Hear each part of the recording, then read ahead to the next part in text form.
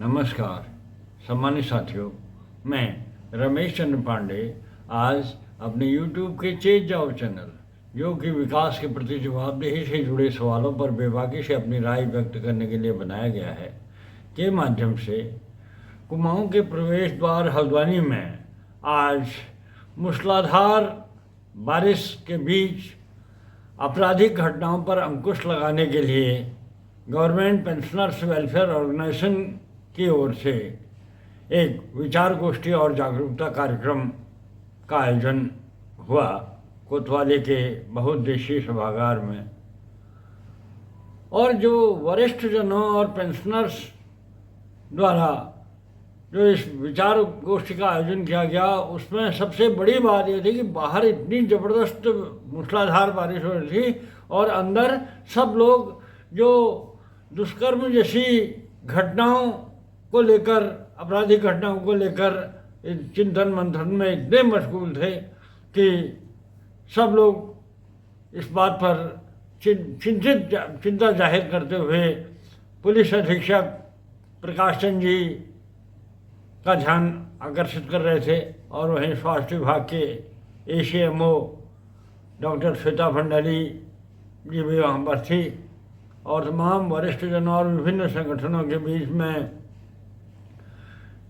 इस संवेदनशील इश्यू को लेकर जिस ढंग से चिंतन मंथन हुआ, वो निश्चित रूप से उस पर पुलिस अधीक्षक द्वारा जो भी सुझाव आए उस गोष्ठी में, उस पर उनके द्वारा कहा गया कि इन सभी सुझावों को इम्प्लीमेंट करने की दिशा में पुलिस विभाग द्वारा तत्परता से कार्यवाही की जाएगी। आगे इस पूरे जो आज विचार गोष्ठी और जागरूकता कार्यक्रम हुआ, उसके कुछ झलकियाँ आपके साथ शेयर कर रहा हूँ। प्लीज़ आप देखें और मेरे चेत जाओ चैनल को लाइक, सब्सक्राइब और शेयर करते रहें। धन्यवाद। सुबह का डर और शाम को वॉक में ट्रैफिक का डर। शाम को घूमने जाओ तो कहीं जो है फुटपाथ पर जगह नहीं मिलेगी चलने की, और कहीं जो है गाड़ियाँ इस तरह से चल रही हैं कि उन पर कोई नियंत्रण ही नहीं है।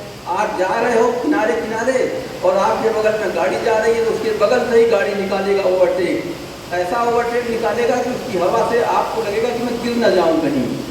तो इस तरह से जो हम लोगों को परेशानियां हो रही हैं, ठीक है, अब विशेष करके सीनियर सिटीजन को ये परेशानी होती है। वर्किंग वाला आदमी तो अपना ऑफिस में वर्किंग कर लेता है, वो वैसे ही थक जाता है, उसको इधर उधर जाने की जरूरत नहीं पड़ती है। सीनियर सिटीजन को सुबह शाम बाहर निकलना ही पड़ता है। तो साथियों, मैं ये चाहता हूँ, मेरा अपना मानना है कि एक नशा नियंत्रण और एक ये ट्रैफिक व्यवस्था, ट्रैफिक नियंत्रण, ये दो चीज़ें जो हैं ये हमारे न केवल जनपद नैनीताल में अगर ये कंट्रोल हो जाएं तो जहाँ पर एक इसका नाम रोशन हो, बल्कि ये तो छोटा सा शहर है हल्द्वानी। हल्द्वानी एक बहुत, अगर पूरे भारत के परिप्रेक्ष्य में देखें तो छोटा सा शहर है। इसको तो एक मॉडल टाउन होना चाहिए था। ये मॉडल टाउन बनता, अच्छी सड़कें होती, अच्छे फुटपाथ होते, अच्छी नालियाँ होती, अच्छा ड्रेनेज सिस्टम होता, क्योंकि छोटे से इलाके को हम एक मॉडल बना देते पूरे उत्तराखंड राज्य के लिए, ये बन सकता था। और यहाँ पर सारी ऐसे नहीं कि सुविधाएं सारी मौजूद हैं, रेल का नेटवर्क यहाँ मौजूद है, गाड़ियाँ यहाँ पर दुनिया भर की हैं, मतलब हर तरह के साधन यहाँ मौजूद है, रेता बची मौजूद है, काम करने की सारी अनुकूल परिस्थितियाँ हैं। ऐसी परिस्थितियों में इस टाउन को एक मॉडल टाउन बनाने के बारे में शासन प्रशासन ने पहल करनी चाहिए। साथियों, मैं अधिक समय न लेकर के बहुत अधिक वक्ता है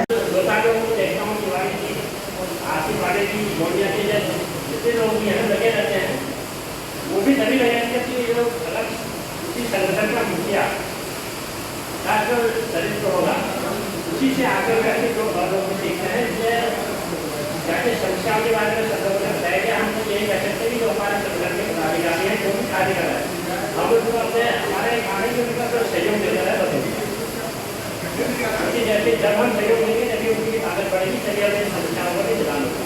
धन्यवाद। बहुत सारे साथियों ने ये बात करती है, समाज में पैदा हो रहा है, उसका मूल कारण है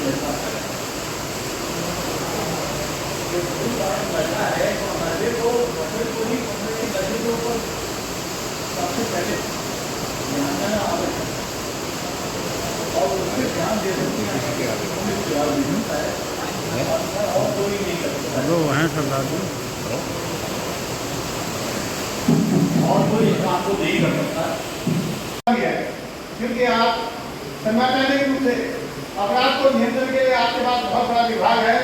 हम आपको केवल बता सकते हैं, किंतु आप जो जिन शक्ति को उपयोग करके, जिन विकल्पों का आप प्रयोग करके नियंत्रित कर सकते हैं, वो समाज को नई दिशा देता है और एक समाज जो है आपको बहुत बड़ा भरोसा भी करता है विभाग से। इसी के साथ ही स्वास्थ्य विभाग हमारा जुड़ा हुआ मामला है। यह संवैधानिक भी वह मामला है कि प्रत्येक आदमी का, चाहे वो अमीर हो, गरीब हो, ऊंचा तबका हो, नीचा तबका हो, उसके स्वास्थ्य की रक्षा, उसके अच्छे स्वास्थ्य की, बेहतर स्वास्थ्य की रक्षा, के स्वास्थ्य को रखा रखना है और समाज में अच्छी व्यवस्था हो, अच्छा कल्याणकारी कार्यक्रम चले, हर बच्चे बूढ़े अशक्त सभी के एक संतुष्टि हो गया और उसके लिए हमारा समाज कल्याण विभाग है। इन्हीं सभी को हम विचार मंथन करके हमने आपके सामने यह विचार करना। इसके बाद से ये नगर निगम का कार्यक्रम, हमारे कार्यक्रम से हमारे राष्ट्रीय प्रदेश स्तरीय हमारा है वो गवर्नमेंट पेंशन वेलफेयर ऑर्गेनाइजेशन, इसकी शाखा के जो महानगरी शाखा है, जो महानगर है, हमने श्री विशाल मिश्रा जी को, IAS विशाल मिश्रा जी हैं, हमने ये मान के चले थे कि हम वो अभी यहाँ पर आ लेंगे और उनके द्वारा हमें आश्वस्त भी किया गया था कि मैं 12:30 बजे यहाँ पर पहुँच जाऊँगा। समय हो रहा होगा या आ रहे होंगे। आज इतवार से एक स्वास्थ्य विभाग की मीटिंग भी रखी गई है और उसमें हमारे कई सिटी मजिस्ट्रेट, CM साहब, ये सभी लोग वहाँ पर करते हैं।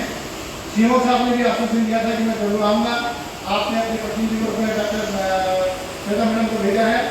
SP साहब ने भी हमारा आश्वस्त किया था और उन्हें हमारी बात पूरी सराहा था। मैं SPC की माध्यम से अनुरोध करूँगा कि हमारी जितनी बातें होती हैं उनको कृपया आप बहुत गंभीरता से लेंगे और एक एक बात हमारी बात पहुँच जाएगी। पिछली मीटिंग में हमारी बहुत सी बातें कही थी, उसमें एक बात यह आई थी कि शहर में अपराध को नियंत्रण करने के लिए जो सुझाव आया था कि इसकी एंट्री पॉइंट है, चाहे वो एंट्री पॉइंट आपका लालकुआं से आने वाली रोड हो या रामनगर से आने वाली काशीपुर रोड हो या आपका आने वाले बॉर्डर एरिया और जनपद में आता है, तो इसको बिल्कुल ठीक बहुत तरीके से करने का एक बेस्ट तरीका था कि आपके एंट्री और एग्जिट पॉइंट पर CC पॉइंट लगा दें। CC कैमरा अगर लगे होंगे तो कोई भी अपराधी घटना करने वाला आदमी NCR में आके यहाँ घटना नहीं कर रहा है। हमें इस बात से कोई विरोध नहीं है। पुलिस भी इस बात को जानती है कि यहाँ पर चाहे वो NCR से आने वाला आदमी हो, चाहे वो बाहर से आने वाला आदमी हो, यहाँ अस्पताल की आड़ में, यहाँ पर होटलियर्स में, यहाँ पर एहतियात की आड़ में रहकर बिल्कुल सुरक्षित कर। और कई बार बाहर की पुलिस में आपकी सहयोग और समन्वय से बाहर के जो अपराधियों को यहाँ पर पकड़ा है, इसकी हम सराहना करते हैं।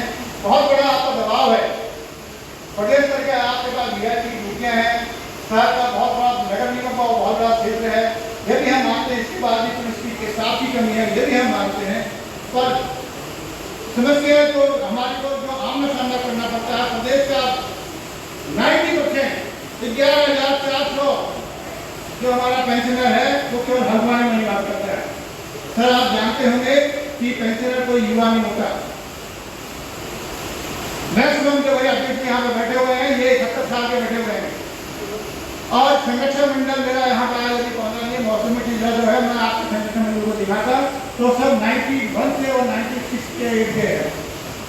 हम लोग ने बहुत बड़ा जिम्मा लेता है कि अपराध का नियंत्रण कैसे हो।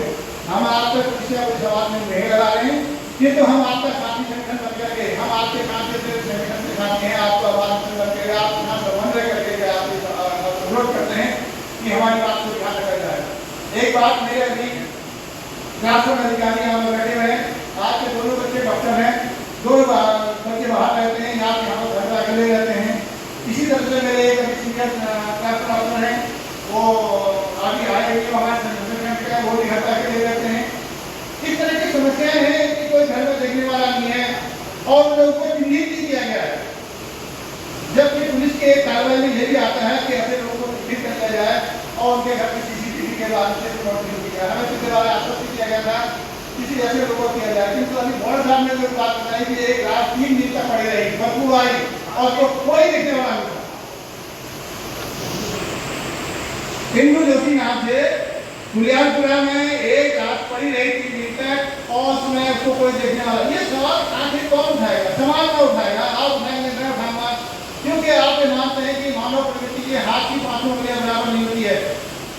5 उंगलियां जब खाती है तो पेट में 5 उंगलियों को मिल करके काम करना पड़ता है। छोटी उंगली बड़ी उंगली छोटा पेट समझ से काम करना पड़ता है। इसमें आप ये नहीं कह सकते कि किसका रोल क्या था। आवाज चाहे घोड़सा उठाए, ये ज्वारी उठाए, काफी संगठन उठाए, हम संस्था उठाए, और ये हनुमान की कोई क्रियाशाला संस्था उठाए, या प्रति उत्थान उठाए, कोई उठाए, कोई आवाज है दर्द है। अब बात आती है स्वास्थ्य विभाग और समाज कल्याण विभाग के संबंधित की बात है, जहाँ ध्यान देने की बातें हैं।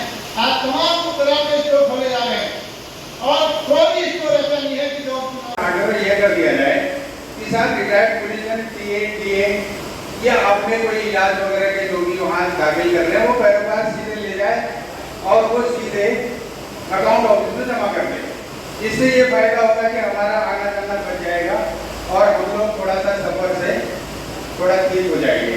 तो इतना ही मेरा निवेदन है। बाकी अगली मीटिंग में मिलेंगे और फिर आप लोगों को कविता सुनाऊंगा। बढ़िया बढ़िया आप लोगों का मनोरंजन करूँगा। धन्यवाद। जो इस प्लेटफॉर्म पर आकर के एक सिविल सोसाइटी को अच्छी तरह असिस्ट कर सकती है। तो मैं जब मैंने पूरी बातें सुन रहा हूँ काफ़ी टाइम से, तो मेरे को लगता है कहीं ना कहीं इसमें एक बिग मिसिंग है। तो मैं उसको कवर करना चाहूँगा। सबसे पहले मैं बता दूँ, मैं कर्नल जगत सिंह जयसवाल रिटायर हूँ पूर्व सिविल इंडियन आर्मी से। 2022 में रिटायर हुआ। उसके बाद मैं यहाँ हल्द्वानी में ही पहले से रहता हूँ और यहाँ अभी भी।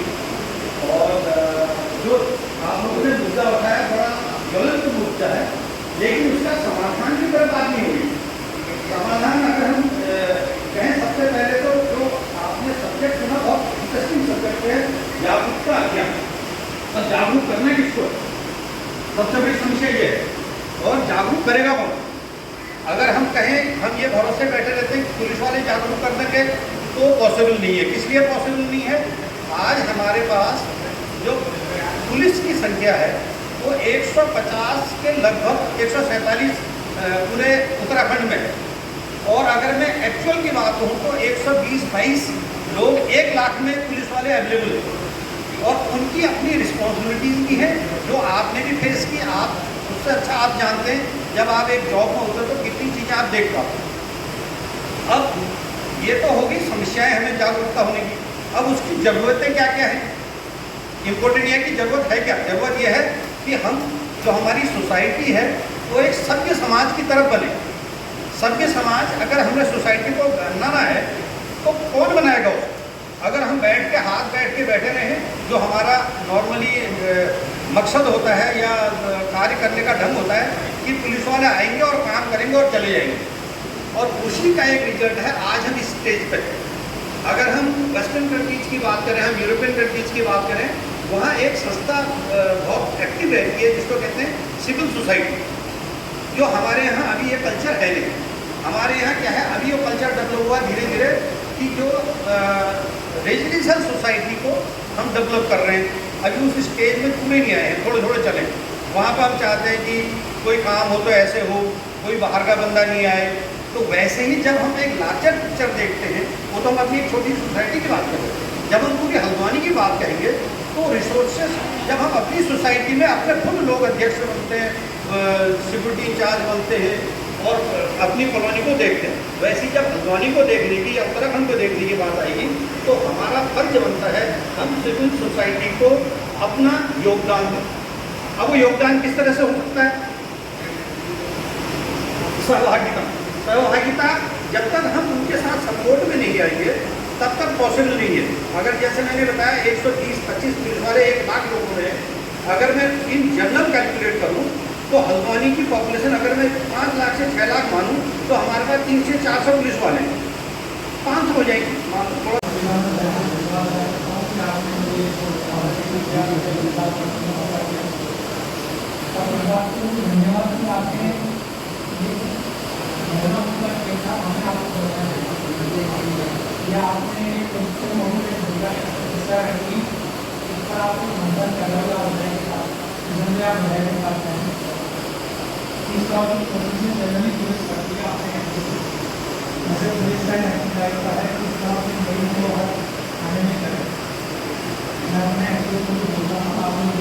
मैं उसको यहाँ पर रिटायर करना है।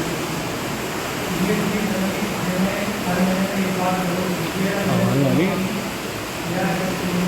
कौन है वो?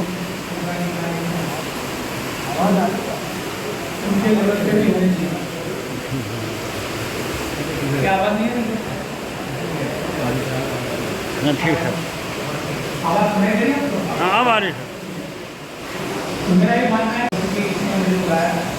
अभी मैं कई वक्ताओं को बोलना शुरू कर रहा, तो मुझे मतलब हुआ आपको समझ में आया कि वो अपराधी घटनाएं तो बढ़ गई, उसके कई कारण आप लोग कई विभागों में रहते हैं, आपने विभागों में की शुरुआत की है, उसके बाद क्या आप एक्टिव हैं और आप समाज में रहकर निरंतर प्रजा उन्नति करें। अब ये आप एक डबल एक्सपीरियंस हो गए। एक भी होता है कि विभाग का अनुभव प्लस विभाग के बाद आप जिस सोसाइटी में रह रहे हैं उसके आसपास के समाज में क्या चल रहा है आप बेहतर जानते हैं मुझसे। क्योंकि हम लोगों का आप सर्विस में रहेंगे, विभाग में रहेंगे तो कुछ इन्विटेशन की रिस्ट्रिक्शन होती है, एक जाने की बात अभी नहीं जा सकता। लेकिन आप लोग पसंद करें, आप लोग समाज में घूमते भी हैं, देखते भी हैं, समझते भी हैं, पर पिछले अनुभव के आधार पर आप कुछ निष्कर्ष भी निकाल सकते हैं कि ऐसा क्यों हो रहा है। तो मेरा मानना है कि अपराधी घटनाएं बढ़ रही हैं, उसका कारण भी है लोगों की जनसंख्या भी बढ़ रही है, अब कंपनी होता जा रहा है। जैसे हमारे आसपास 30 साल पहले की बात करें अब बढ़ रहा है, शहर के लोग बाहर से लोग आए हैं, बाहर से लोग आए हैं कि वो और टाइप के लोग भी हैं कि जिनका जैसे कि उनका सत्यापन करती है। तो मैं दो चीज़ों को फोकस करूँगा। एक क्या होता है कि हमारे शहर में एक तो बाहर से आए जैसे रेलवे की जो एंट्री टाइम है जो हमारे जनरल टैक्सी है उनके चेकिंग, तो हमारे बैरियर सुविधा होते हैं, जनरल पुलिस चेकिंग करती है। लेकिन उसके साथ साथ एक तो है कि हम बॉर्डर पे चेक करें, दूसरा जो हमारे अंदर जो समाज में जो भी लोग रह रहे हैं बाहर से आए लोग, वो किसी भी बैकग्राउंड से हो सकते हैं, यहाँ जीविका पालन से आए हैं तो उनका सत्यापन 100% हो जाए। तो अगर हम दो चीज़ें मुकम्मल कर लें तो मुझे नहीं लगता कि हम उसको कोई वजह है क्या कंट्रोल में कर पाए। लेकिन ये होता तो है कि आधा दूसरे नाम से हम ऐसे ड्राइव चलाते हैं और कुछ समय चलता है उसके बाद वो। तो मैं आपको आशीष करता हूँ कि जैसे CCTV नेटवर्क हम बढ़ाएँ, मैं आप लोगों को भी आग्रह करता हूँ कि आप भी अपने घरों के आसपास एक कैमरा जरूर बाहर को रखें, या लोगों को भी इसके लिए प्रोत्साहित करें कि एक कैमरा कम से कम आप घर पर लगाते हैं, लेकिन बाहर के एक कैमरा रोड की तरफ जरूर लगाएं, क्योंकि आप सर्विलांस मोबाइल सर्विलांस ज़्यादा CCTV सर्विलांस ज़्यादा तेज वर्कआउट हो रहा है। ये आपकी जानकारी में बता दूँ, क्योंकि एक दौर में अगर मोबाइल मीडिया या उसके एनालिसिस से CCTV वर्कआउट होते हैं, अब लोग बहुत अलर्ट हो रहे हैं। अब वो मोबाइल का यूज नहीं करते, लेकिन आप ज़्यादातर CCTV से हम क्या करते हैं। मेरा इस माध्यम से ये आग्रह है कि आप जितने भी यहाँ पर यह शेड्यूल हमारे आप डिस्कस आए हैं, आप जिस एरिया में हैं वहाँ पर जरूर CCTV लगाने के प्रोत्साहित करें।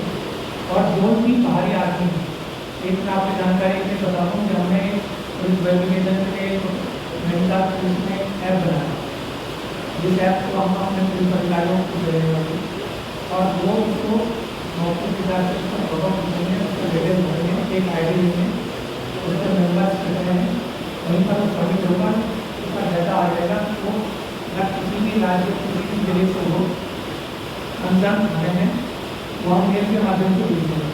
जैसे पहले होता था कि पहले आपने फॉर्म भरा, उसकी कॉपी दी, दूसरी कॉपी थाने में आई, फिर उसने रिपोर्ट बनाई, फिर थाने जो वहाँ दिया, तो वहाँ जो तो उसमें बहुत लंबा महीनों में आता था, कई बार तो नहीं भी आता। अब टेक्नोलॉजी बढ़ रही है तो हम टेक्नोलॉजी को यूज़ कर रहे हैं, ये ऑनलाइन होगा, ये बहुत सटीक है। तो उसका डेट फोटो होगा, उसका ID आधार, उसका पूरा डिटेल कॉन्टैक्ट होगा और उसको हम कोई किसी भी दे रहे हैं, उसका जो मोबाइल नंबर होगा उसमें मैसेज आ जाएगा, उसकी ID क्रिएट हो जाएगा। उस ID को वो अपना देख सकता है, हमने जाकर बता सकता है उनका वेरिफिकेशन हुआ या नहीं।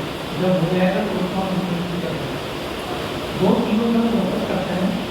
अगर हम जो बाहर से आने वाले लोगों का अगर हम ये सत्यापन कर पाएँ, जो अंदर रह रहे हैं उनको उसको भी हम वेरीफाई कर रहे हैं कि लोग कौन से, और हम CCTV नेटवर्क बढ़ा रहे हैं, तो हम अपराधी गतिविधियों से उनको बढ़ा सकते हैं। एक जो मेन विषय है कि जैसे आप लोगों ने कंक्लूजन निकाला कि इसके पीछे कारण क्या है, तो बढ़ते नशा इसका एक बहुत कारण है, बाकी काफ़ी हद तक सही है।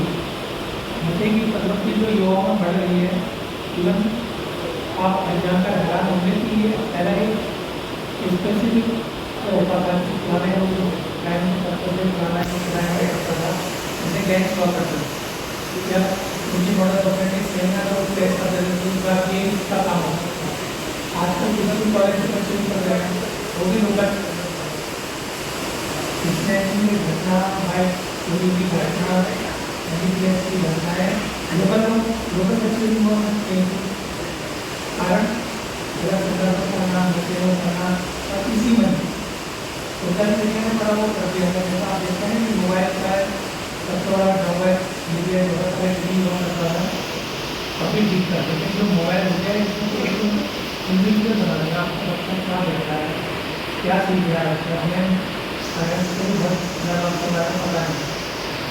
मैं के माध्यम से ये याद है कि परिवार में भी ध्यान दिया गया कि बच्चा क्या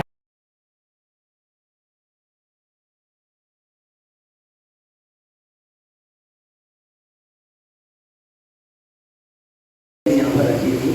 थोड़ा सा मैं ये बताना चाहूँगा कि आयुष्मान कार्ड धारक जितने भी हैं उनका मुफ्त इलाज के लिए हमारे जनपद में 18 प्राइवेट हॉस्पिटल्स इम्पैनल हो चुके हैं।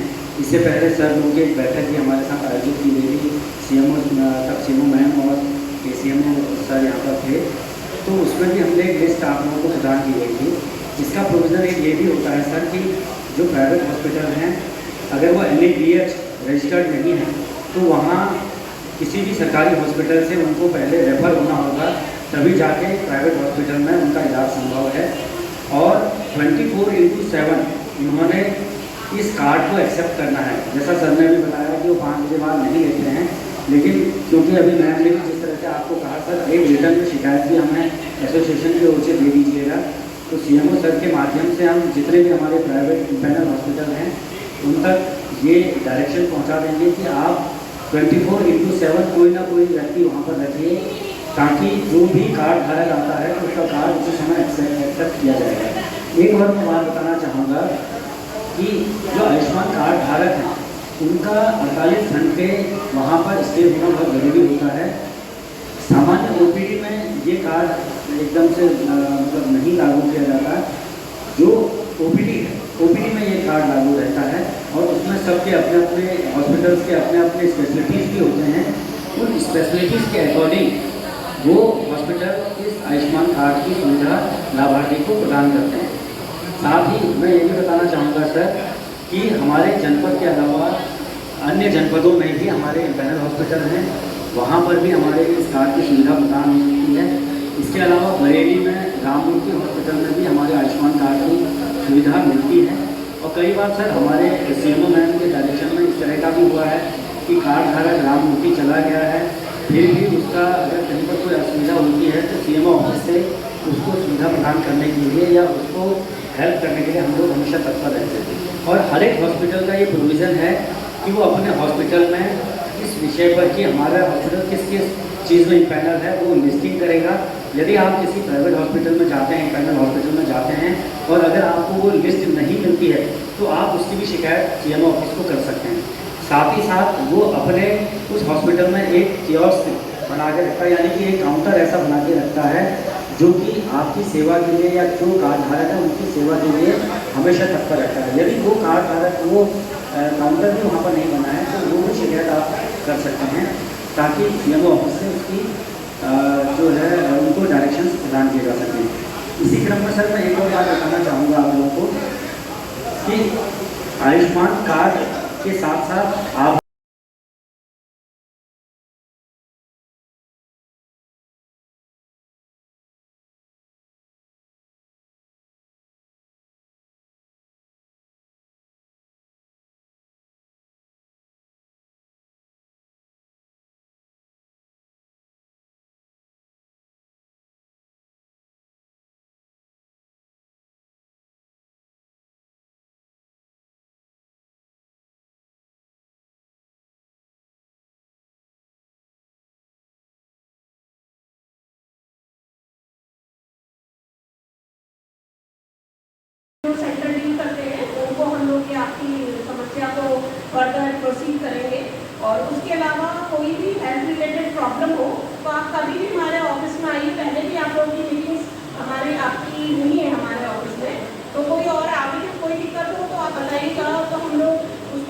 फंक्शन करेंगे। और जहाँ तक नशा मुक्ति वाली बात आई थी तो थोड़ा उसमें हमने कहा था कि मेडिकल स्टोर से ड्रग इंस्पेक्टर को हम के ही अंतर्गत आते हैं मेडिकल स्टोर, तो हम लोग उनके साथ लगातार हर महीने हमारी टीम जो है वो सभी ऐसे सेंटर्स पर छापा मार रही है जहाँ भी कोई ऐसी शिकायत होती है तो टीम प्रशासन के साथ जा रही है। और जो ये फैला हुआ कारोबार है और इसमें जो भी हमारा विभाग कर सकता है इसमें हम लोग काम कर रहे हैं। और कोई भी ऐसी एक्टिविटीज़ हमें पता चलती है वहाँ पर हम लोग जाते हैं और उनके विरुद्ध हमारे विभाग के द्वारा जो भी कार्रवाई हो सकती है वो हम लोग कर रहे हैं। इसके अलावा हमारे टोबैको कंट्रोल प्रोग्राम चल रहा है जिसमें हम बच्चों को और एडोलेसेंट ग्रुप को तंबाकू से दूर रहने का सलाह देते हैं और उनको काउंसलर भी हमारे पास होते हैं हॉस्पिटल्स में। तो इसकी जो नई पीढ़ी के लिए तो हमारे विभाग की ओर से जो भी प्रोग्राम